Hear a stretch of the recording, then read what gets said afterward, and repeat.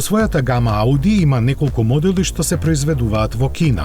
Идниот Audi A6 Avant e-tron за глобалниот пазар ќе се изработува таму, но неговото значење е во тоа што ќе биде позициониран високо во гамата на ценетиот производител.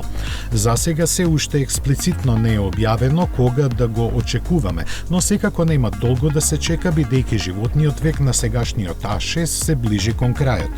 Најран датум за негово пазарно лансирање би била идната година, до кога Audi ќе мора да ги организира сите работи околу неговото производство. Она што засега го знаеме е дека ќе биде со авангарден, но препознатлив дизајн и дека ќе ја користи новата и модерна платформа која Audi ја развива заедно со Porsche.